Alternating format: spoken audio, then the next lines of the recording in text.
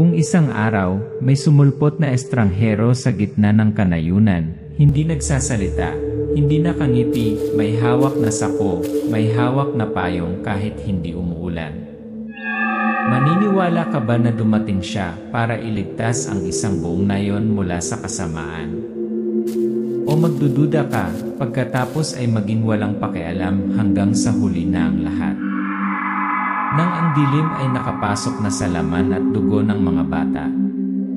Ang pangalan ko ay Elias.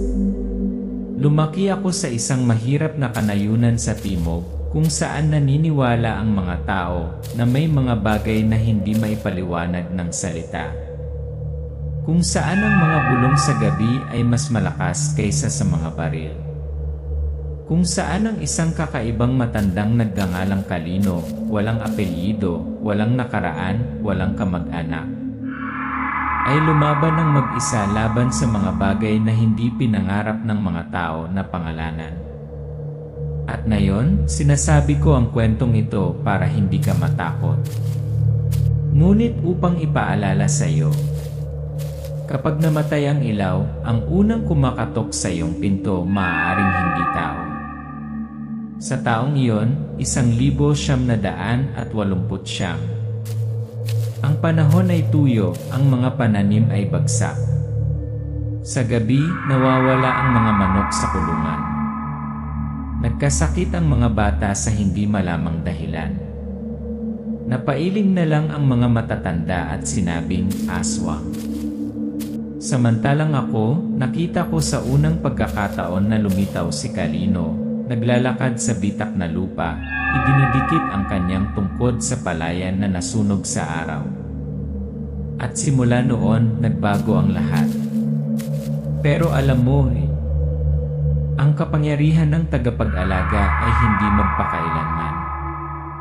Lalo na kapag ang kadiliman ay nagsimulang mag-evolve. Ito ay kwento ng isang gatekeeper sa pagitan ng mundo ng tao at ng mga bagay na nakatago sa malalim na kagubatan. At sa unang pagkakataon, malapit nang masira ang gate na iyon. Maghanda. Dahil pagkatapos ng bahaging ito, hindi ka natitingin sa anino sa labas ng bintana sa parehong paraan. Noong araw, ang panahon ay kasing init ng apoy. Ang mga bukirin ay nasusunog na dilaw, walang laman. Walang ulan sa loob ng higit sa 2 buwan. Ang mga bata ay nilalagnat, mga baboy at manok ay namatay, ang mga peste ay natatakpan ang mga dahon ng mais. Tinawag ng mga taga-nayon na panahon ng kasamaan. Nagsimulang bulungan ng mga tao. Mayana sa kakahuyan. May tumatawag sa espiritu pabalik ni. Ang puno ay hindi maaaring mabuhay, ang tao ay hindi maaaring magtagal. Ngunit noong tila natapos na ang lahat, nagpakita siya. Walang nakakaalam kung saan siya nanggaling. Sa gitna ng maaliwalas na tanghali, lumitaw ang isang nagbabadyang figura mula sa dulo ng parang isang mirage, isang sako sa kanyang kaliwang kamay, isang sira-sirang payong sa kanyang kanan. Kahit maaraw ay tinakpan niya pa rin ang sarili niya na para bang hindi para sa kanya ang araw. Kalino, yan ang tawag sa kanya ng mga tao, walang pangalan, walang nakaraan. Walang nakakita sa kanya ng umiti. Walang nakarinig na bati niya. Nagtayo lang siya ng isang maliit na kubo sa gilid ng kagubatan, malapit sa matandang puno ng akasya, kung saan ang mga bata ay nanumpa na may tumingin sa labas ng puno sa gabi. Hey, may nakita ako kagabi. May mata sa may akasya. Yes, baka panaginip lang yan. Noong una, nag-aalinlangan ang mga taga-nayon. Ang ilan ay maingat. Ang iba ay natakot. Baka mangkukulam yan. O aswang na nagpapanggap lang. Ngunit pagkatapos kakaibang mga bagay ang nagsimulang mangyari. Isang umaga, ang bukirin ng mais na hinubaran ng mga uod ng mga dahon biglang walang natira sa mga insekto. Nakita si Kalino na naglalakad sa pagitan ng mga hanay, hawak ang isang itim na patpat na may nakaukit na simbolo sa isang kamay. Sa kabilang banda, marahang winisikan niya ng puting pulbos ang mga gilid ng bukid, isang bagay na hindi alam ng sinuman kung ano iyon, ngunit amoy ng nasusunog na halamang gamot. Kinabukasan, wala nang balang, wala na yung uod. Parang natakot din. Hindi na kami nagtaka. Basta pag may problema, bigla na lang siyang nandyan. Hindi na siya tinawag ng mga tao na stranger. Sinimulan nila siyang tawagin sa iba pang mga pangalan. Ermitanyo, Bantay ng Bukid, Lalaki ng Dasal. Ang unang gabi upang masaksihan ang kapangyarihan ni Calino, ang unang banayad na kasukdulan. Isang madilim na gabi, si Lando, ang anak ni Enzo, ay tumakbo pabalik sa nayon, humihingal. May nakita ako. Sa may ilog. Si Calino may hinahabol sa kakahuyan. Malaki. May pakpak. Hindi hayop yon. Hindi tao. Hindi naniwala ang mga tao. Hanggang sa gilid ng kagubatan, may sumigaw, mahaba at may halong boses ng tao at iba pa. Nakita si Calino na nakatayo sa ambon, nakataas ang kanyang itim na patpat. Ang isang kamay ay may hawak na maliit na bote ng puting usok. Isang itim na figura ang tumalon, matangkad, payat, may pakpak na parang paniki, sumisigaw na parang nasusunog na hayop. At pagkatapos nawala. Walang nakaintindi sa nangyari. Ngunit mula sa araw na yon, hindi na nag-uusap ang mga taga-nayon sa likuran ni Calino. Natakot sila sa kanya. At naniwala. Kumbinsido na siya ay higit pa sa isang lalaki. Hindi siya tumira sa amin. Ngunit mula noon ang kanyang anino ay nakatatak sa bawat bubong, bawat bukid, at bawat pagtulog ng mga anak ni San Roque. Kasi alam naman natin na hanggat nandito siya, takot pa rin ang dilim. Pagkatapos ng gabi ay hinabol ni Calino ang may pakpak pabalik sa malalim na kabubatan, tila payapa na ang lahat. Muling berde ang mga bukirin, tumilaok ang mga tandang, muling nagtawanan ang mga bata. Ngunit ang kapayapaan ay kadalasang manipis na patong lamang na tumatakip sa impyernong kumukulo sa ibaba. Makalipas lang ang ilang linggo, nagsimulang mawala ang mga manok. Walang bakas. Walang dugo. Ang baho at nagkalat ng mga balahibo sa sahig ng panulat. Pagkatapos ay dumating ang mga souls, biglang tumangging kumain, nanginginig, dilat ang mga mata. At mas masahol pa, ang mga bata ay nilalagnat tuwing gabi. Hindi nakatulong ang gamot. Umiling ang albularyo. Si Calino na lang ang natira. Tahimik na pumasok si Calino sa cottage. May hawak na bote ng mantika, isang sanga, isang dilaw na papel. Walang gamot. Walang karayom. Mga dahon lang, mantika, abo, at bulong na parang hangin sa gabi. Iginuhit ni Calino ng bilog ang bata gamit ang mga dahon ng bayabas. Bulong ng wikang walang nakakaintindi. Huminahon ang paghinga ng bata. Tumigil sa panginginig ang mga likod. Natuyo ang mga noo. Nakahinga ng maluwag ang mga taga-nayon. Muli pananampalataya. Isang maulap na hapon, noong hindi umuulan, ngunit ang lupa ay mamasa-masa at malamig pa rin na parang may humihinga mula sa lupa. Dumating siya. Rosenda. Ang babae ay maganda sa paraang hindi uso. Isang puting damit na umabot sa bukong-bukong niya. Ang balat ay kasing puti ng wax. Sinabi niya na siya ay mula sa Mindoro, naghahanap ng kanyang nakaraang buhay, ang kanyang pinagmulan ng pamilya. Tako daw may bahay dito dati sa tabi ng punong akasya. Nagulat ang buong nayon. Ang lugar na iyon ay inookupahan na lamang ng kubo ni Calino, wala pang ibang nakatira doon. Sinalubong ng mga mata ni Kalino si Rosenda sa unang pagkakataon, malamig, mabagal, malalim na parang tumutusok sa laman. Hindi kumibo si Kalino. Pero simula noong araw na yon, hindi na siya umiimik. Nagsimula siyang mag-ukit ng mga anting-anting sa mga poste ng bakod. Paglalagay ng itim na pulbo sa paligid ng mga kulungan ng kalabaw, ang mga kulungan ng manok. Pagwiwisik ng mabangong abo sa mga pintuan ng bawat bahay. At nagsimula na ang mga gasgas sa dingding. Kakaibang bakas ng paa tulad ng sa hayop na may 4 na paa ngunit hugis kuko ng tao. Inatake na naman ang mga bata. Ngunit sa pagkakataong ito, hindi lang ito lagnat. Nang gabing iyon, idinilat ng munting Letlet, anak ni Aling Marta, ang kanyang mga mata sa gitna ng lagnat, nagsasalita ng wikang hindi naiintindihan ng sinuman. Malalim ang boses niya, matanda na para bang nagmumula sa isang naagnas na sinaunang bangkay. Lumayo kayo. Ako ang bantay sa ilalim ng lupa. Ako ang pinapakain sa dilim. Dumating si Kalino. Walang sako. Walang payong.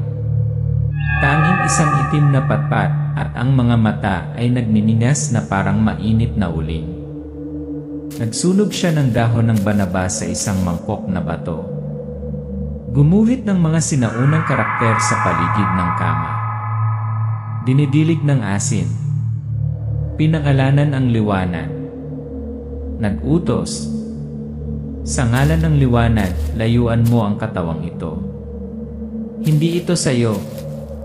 Napasigaw si Little Letlet, lumabas ang itim na usok sa kanyang bibig. Nagsindi ang kandila at lumabas. Nayanig ang buong bahay na parang may lindol. Hindi umatras si Kalino.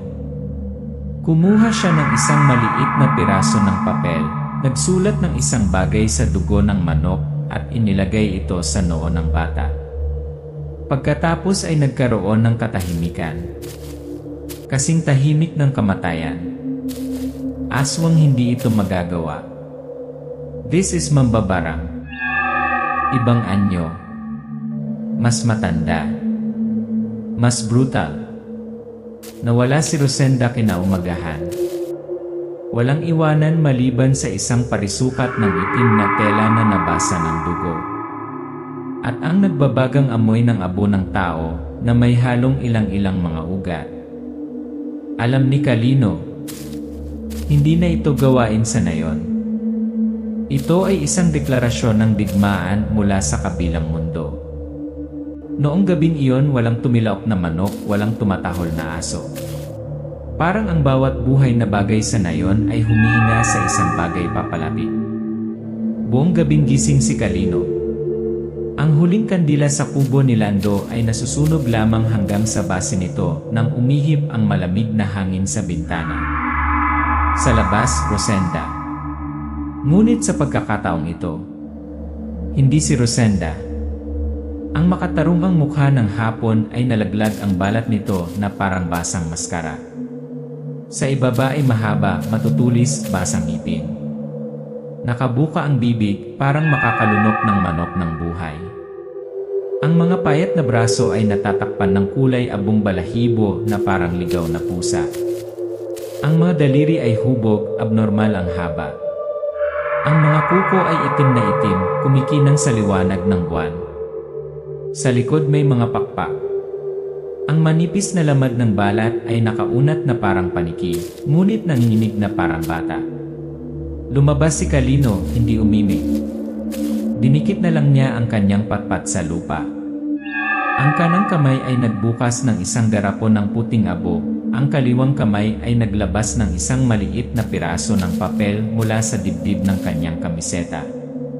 Nagsimula ang orasyon. Sa ngalan ng liwanag, sa haliging hindi matitinag bumalik ka sa ilalim ng anino. Si Rosenda o ang naiwan sa loob niya ay tumili. Kumapakpak ang mga pakpak, umihip ang hangin. Ang mga tile sa bubong ay lumipad sa mga bahay. Mapupula ang mga mata. Nagmamadali siyang sumulong. Itinaas ni Kalino ang kanyang itim na tauhan upang harangin. Ang epekto ay hindi pisikal, ngunit enerhiya. Humakbang si Kalino sa South Protective Circle. Ang mga kamay ay naghagis ng isang dakot ng abo. Ang bibig ay bumulong ng isang inkantasyon na hindi mahuli ng sinuman. Parang sinaunang wika na kinalimutan na ng mundo. Tumawa si Rosenda, isang tawa na parehong babae at manok na naputol ang lalamunan. Sumigaw siya. Ako ang pinalaki sa pamamagitan ng isang panunumpa ng dugo. Walang sinuman ang makakapagtatak sa akin. Tinusok ni Kalino ang papel na anting-anting sa puso ng lupa. Ang itim na stick ay kumikinang sa unang pagkakataon. Ang patpat ay nag-vibrate na parang buhay, pagkatapos ay sinaksak sa lupa. Isang malalim na buong, puting alikabok at nakakasilaw na liwanag na kumakalat na parang tahimik na pagsabog. Napasigaw si Rosenda, ang kanyang katawan ay naghiwa-hiwalay sa mga bahid ng itim na usok. Sumabog ang balat niya na parang nasusunog na papel. Nanlaki ang kanyang mapupulang mata, pagkatapos ay nalaglag sa alabo. May darating na mas malakas kaysa sa akin. Napaluhod si Kalino. Lumulubog ang kanyang mga mata. Manipis ng usok ang hininga niya. Nanginginig ang kanyang mga kamay, kailangan niyang sumandal sa kanyang patpat para makatayo. Ang mga taga-nayon ay tumakbo sa kanya, huli. May lamang itim na abo, mga bilog na paso sa lupa, at si Kalino ay tahimik, pagod. Hindi nagsalita si Kalino ng ilang araw pagkatapos noon. Tahimik lang siyang nagsulat ng mga simbolo sa uling sa mga post na gawa sa kahoy. Nagsabit ng mga anting-anting sa balon. Paghahalo ng mga halamang gamot para kumalat sa buong nayon. Hindi na siya ang tagapangalaga ng lupain. Ngunit ito ang tanging hadlang sa pagitan ng nayon at ng tumataas na sinaunang kadiliman. Akala namin ligtas na kami. Ngunit ang mga abo ng mga demonyo ay hindi kailanman mawawala maliban kung sila ay ililibing kasama ng ibang buhay. Akala namin si Rosenda na ang katapusan ng kadiliman, ngunit ito ay isang pabalat lamang. Ilang gabi pagkatapos talunin ni Kalino ang nilalang sa mukha ni Rosenda, nagsimula ang tunay na bangungot. Isang umaga, tumakbo pabalik sa nayon ang aking pamangkin na si Tonyo, maputla at duguan. Kinaladkad niya ako papunta sa gilid ng sagingan, kung saan 7 manok ang pinugutan ng ulo at isinabit ng patiwarik sa mga puno ng saging. Ang dugo ay nabuo ng isang bilog. Sa gitna ng bilog, isang ceramic basin ng frozen na dugo na may mga marka ng kuko sa loob nito, na parang may nag-udyok dito para tumawag ng isang bagay. Sa puno ng puno, may kakaibang simbolo, hindi ang alindog ni Kalino. Ngunit isang sinaunang simbolo, 3 kurbadong linya na nakapalibot sa isang bukas na bukas at dumudugong mata. Iba ang enerhiya nito, malamig, tuyo, matalim na parang kutsilyo. Hindi nagsalita si Kalino. Tumingin lang siya sa palanggana ng dugo, pagkatapos ay tumalikod, eksaktong isang pangungusap. Nagtipon sila. Nang gabing iyon, ang munting nila, anak ni Aling Cora, ay umungol magdamag, hindi makatulog. Pagdating ko, nakahiga siya sa gitna ng kama, dilat ang mga mata, purple ang labi. Siya ay bumubulong sa isang kakaibang wika, hindi Tagalog, Bisaya, o anumang iba pang dialekto. Ang dugo ng bantay ang pintuan bubuksan. Ang dugo ng tagapag-alaga ang tarangkahan ay magbubukas.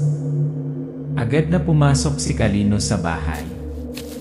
Nagdala siya ng itim na abo, 3 dilaw na kandila, at isang patag na bato.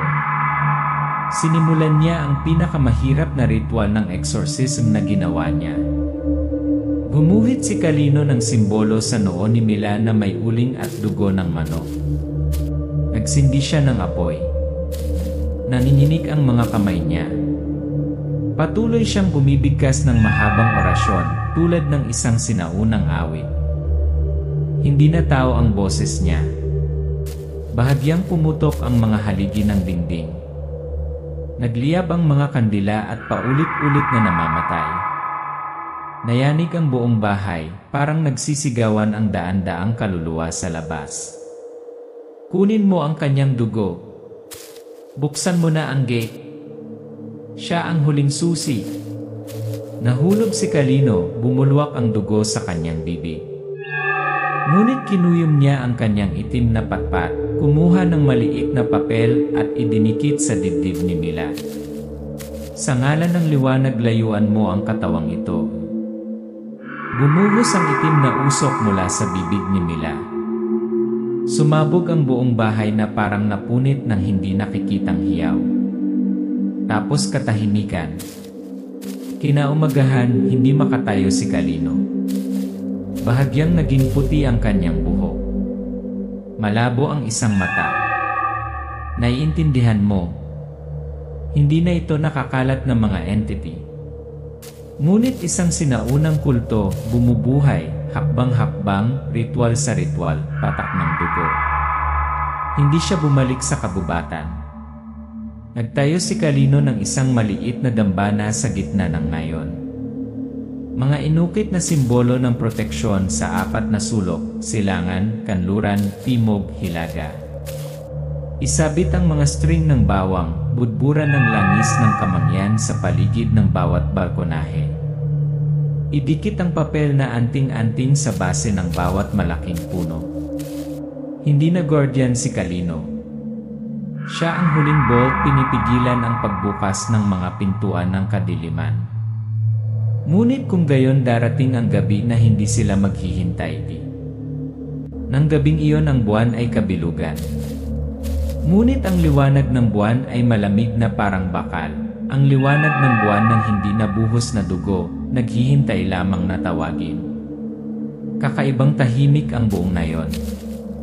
Walang asong tumatahol. Walang tumilawak ang mga tandang. Maging ang mga insekto ay tahimik. Hindi nakatulog si Kalino. 3 araw, 3 gabi siyang gising, hindi umaalis sa maliit na dambana sa gitna ng nayon. Namamaga ang kaliwang kamay niya. Halos mabulag ang kanyang kanang mata. Ngunit ang kanyang puso ay hindi kailanman naging ganito kaliwanag. Ngayong gabi darating sila. Tumakbo si Tonyo mula sa taniman ng saging, nababalutan ng putik ang mga paa, namumutla ang mukha. Kalino! Sa sagingan! May dugo na naman. Tumango lang si Kalino. Hindi na siya nagtanong pa. Kinuha niya ang patpat, ang bag ng abo, ang bote ng mantika, at ang itim na tali na iginuhit ng orasyon. Tinawag si Lando. Tinawag ako. Sabay silang 3 na pumasok sa gubat. Sa pagkakataong ito ay walang pitong. 14 na manok na hahati sa 2 bilog. Ang bawat bilog ay isang gate. Sa gitna, isang mangkok na gawa sa kahoy na nakaukit na may sinaunang pangalan. Sa loob ay isang mata ng tao, basa-basa pa, buhay pa. Agad na itinanim ni Kalino ang patpat. Nagkalat ang puting abo sa paligid ng circumference ng spell ng dugo. Nagbuhos ng mantika si Lando, binibigkas ni Tonyo ang orasyon pagkatapos ng Kalino. Nagsimulang umihip pabalik ang hangin. Umikot ang usok. Mula sa itaas isang malaking figura ang nahulog. Walang tunog. Isang itim na anino na halos 2 metro ang taas, balat na parang nasunog na lupa, ang mga mata ay lumubog na parang mga hukay. Sa dibdib, ang simbolo na nakita ni Mila sa kanyang panaginip, 3 kuko na nakapalibot sa isang dumudugong mata. Kayo ang huling harang. Alisin kayo, buksan ang lagusan. Inihagis ni Kalino ang bag ng abo diretsyo sa nilalang. Ang itim na stick ay kumikinang sa huling pagkakataon, liwanag mula sa pinakaugat ng lupa. Sinisigaw ni Tonyo ang spell sa nanginginig na boses. Sigaw ni Lando, hawak sa kamay ang nag-aapoy na apoy. Umungol ang nilalang. Nag-aapoy ang mga mata nito. Umabot ang mga braso nito na para bang sinasakal ang tatlo. Ngunit hindi umatras si Kalino. Sa ngalan ng mga nauna, sa liwanag na hindi nasusulat, magsara ang daan. Bumalik sa puti. Epekto, ipoy-po, pagsabog ng liwanag, ang nilalang ay napunit at naging abo sa hangin. Natunaw ang dagundong sa lupa. Lumubog ang lupa. Walang natira. Si Kalino lang ang natira na kaluhod. Pawis na may halong dugo. Naputol ang stick sa dalawa. Naglakad si Kalino patungo sa puno ng akasya, kung saan siya unang nagpakita. Naghukay siya ng maliit na butas. Pagbaon ng tatlong bagay, ang itim na patpat, ang huling banga ng abo, at ang kapirasong papel na nakasulat sa kanyang kamay. Iyon ang sikreto sa pagbabantay sa nayon. Hindi siya nagpaalam. Nakayuko lang siya sa harap ng puno ng akasya. Pagkatapos ay tumalikod siya, nawala sa madaling araw. Walang nakakaalam kung buhay pa si Kalino. Walang nakakaalam kung sino talaga siya. Iyon lamang mula noong araw na iyon, ang nayon ay hindi nagkaroon ng mas mapayapang gabi. Ngunit hindi namin binigo ang aming pagbabantay. Tuwing gabi na may madilim na buwan, naririnig ng mga tao ang mga kwago. Sumipol ang hangin na parang yabag. At sa gilid ng kagubatan may nag-ukit pa rin ng mga spelling sa lupa. Hindi patay ang kalaban, naghihintay lang na bumitaw tayo.